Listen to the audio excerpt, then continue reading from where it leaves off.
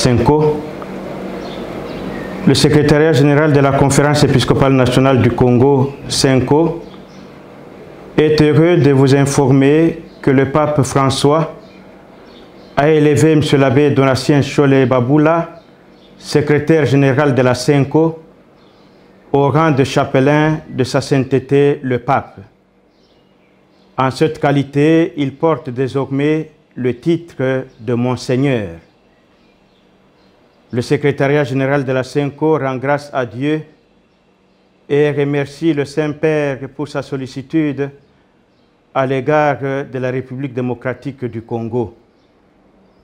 Aussi, il présente ses vives et sincères félicitations à Monseigneur Donatien Cholé et lui souhaite un fructueux ministère dans l'Église Famille de Dieu qui est en RD Congo. Bon, voilà, en fait, le titre de chapelain de sa sainteté, c'est un titre honorifique qui est accordé par le Saint-Père au prélat qui exerce un ministère de façon particulière, de façon remarquée dans l'Église. Et pour le cas d'espèce, c'est un honneur qui est fait à Monseigneur Donatien Cholé, le secrétaire général de la SENCO, pour le service qu'il rend à notre Église Famille de Dieu en République démocratique du Congo au travers de la Conférence épiscopale nationale du Congo.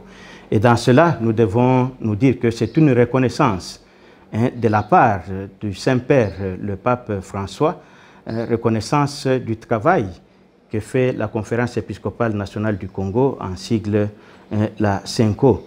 Et c'est une grande bénédiction, au fait, qu'il donne à notre Église, à la conférence épiscopale, au secrétaire général, mais à tous les peuples de Dieu qui est en République démocratique du Congo.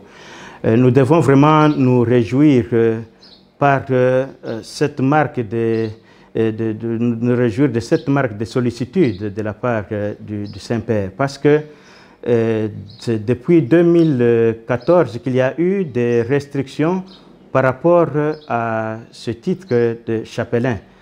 On ne devrait plus le donner à n'importe qui, seulement aux prêtres qui ont accompli 65 ans d'âge.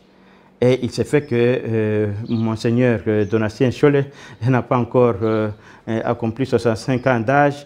Et donc, il y a eu une sorte de dispense à son égard. Et cela, c'est justement aussi une expression de la reconnaissance du Saint-Père par rapport au travail que fait Monseigneur Cholé. Nous nous en réjouissons, nous rendons pleinement grâce à Dieu et nous lui souhaitons vraiment un fructueux ministère dans ce service qu'il va encore rendre à notre Église en tant que chapelain de sa sainteté, le pape.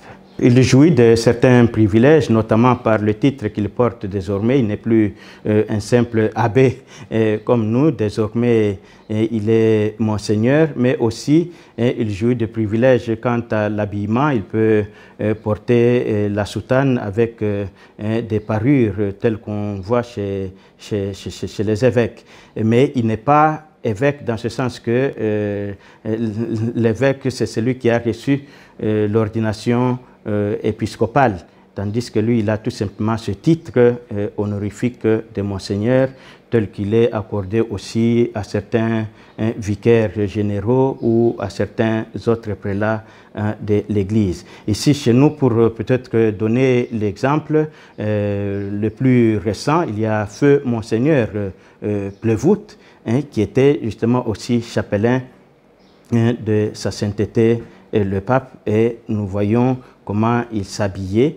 Il portait le titre de Monseigneur et il avait aussi une soutane qui est comme celle des évêques, avec la ceinture pareille à celle que portent nos pères les évêques. On ne peut pas l'appeler Excellence, la nouvelle. Et comment l'avez-vous connue?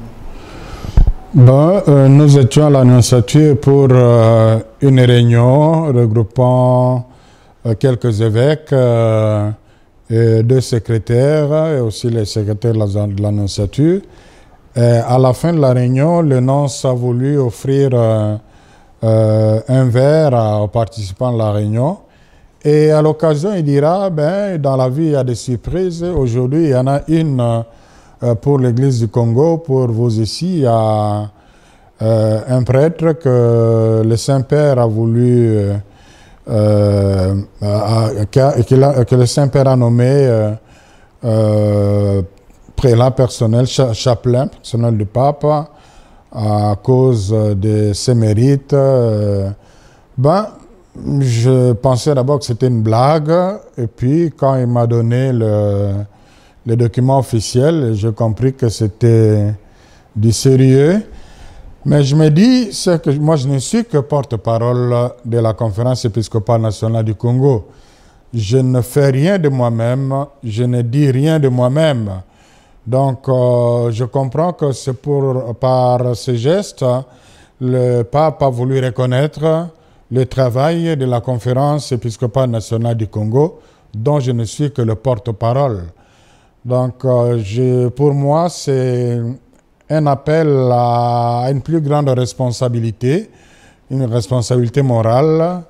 Le titre de Monseigneur dans notre Église est engageant. Dans ce contexte-là, j'ai besoin aussi de l'accompagnement. C'est l'occasion aussi pour moi de remercier tous mes collaborateurs, parce que tout ce qui est fait n'est pas fait en solo, mais en collaboration avec les autres. Donc je crois que c'est d'abord le mérite de notre conférence épiscopale nationale du Congo. Et je suis reconnaissant à l'endroit des évêques, particulièrement le président de la SENCO, Monseigneur Marcel Lutembi, qui doivent avoir porté aussi un témoignage sur ma modeste personne pour que le pape ait un regard sur moi. Mon travail, au-delà de toutes les difficultés que je peux connaître au quotidien, mon travail a toujours été facilité par le fait qu'il a été porté par tous les évêques. Donc c'est l'occasion pour moi d'exprimer ma reconnaissance envers eux, mais aussi de leur promettre ma loyauté, ma fidélité, mon engagement. Je promets de ne pas les décevoir. Les gens ne sont pas habitués au titre chapelain de sa sainteté. On pourrait aussi dire prélat personnel du pape. Cela ne demande pas un déplacement pour vivre la proximité physique avec le Saint-Père. Donc on peut être attaché personnellement au Saint-Père tout en étant loin.